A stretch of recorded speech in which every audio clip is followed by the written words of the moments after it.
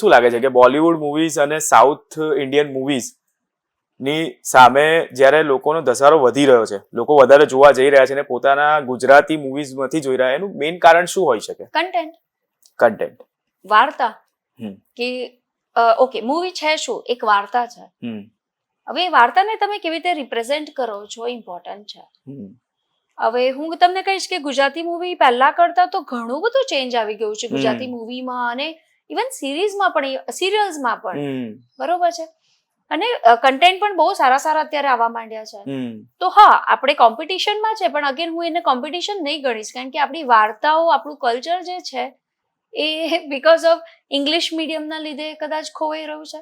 Okay, right. કે કારણ કે આપણા બાળકોને અત્યારથી જ આપણે ટ્રેન કરી રહ્યા છે કે ઇંગ્લિશ મીડિયમમાં ભણવાનું, તો ઇંગ્લિશ મીડિયમમાં ભણશે તો આઈ થિંક એ સ્કૂલમાં જઈને ગુજરાતી ગરબા કે ગુજરાતી ગીત તો નહીં સાંભળે, ઇંગ્લિશ કલ્ચરને જ અપનાવશે. તો શરૂઆત જ ઘરથી થઈ રહી છે.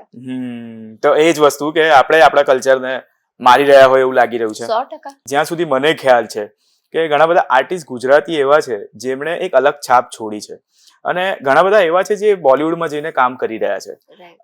હું એવું માનું છું કે જેટલું કામ એ લોકો બોલિવૂડમાં કરી રહ્યા છે એટલું કદાચ જો ગુજરાતમાં કર્યું હોત, ગુજરાતી સોંગ સાથે, ગુજરાતી મ્યુઝિક સાથે, તો ગુજરાતી ઇન્ડસ્ટ્રી અત્યારે કંઈક આગળ હોત.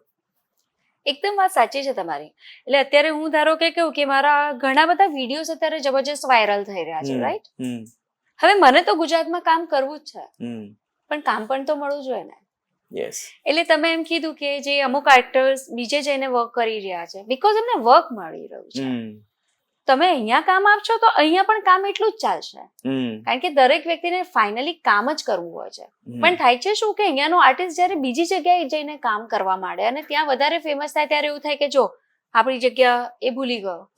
એ ભૂલી કશે નથી ગયો, પણ એને ફક્ત ને ફક્ત કામ કરવું છે. સો અહીંયા મળશે તો અહીંયા પણ કરશે, ત્યાં મળશે તો ત્યાં પણ કરશે. તો ઓપોર્ચ્યુનિટીઝ નથી ગુજરાતમાં? ઓપોર્ચ્યુનિટીઝ છે, પણ જે રીતે ઓડિયન્સની તરફથી પ્રતિસાદ મળવો જોઈએ એ ક્યાંક ને ક્યાંક ખૂટી રહ્યો છે.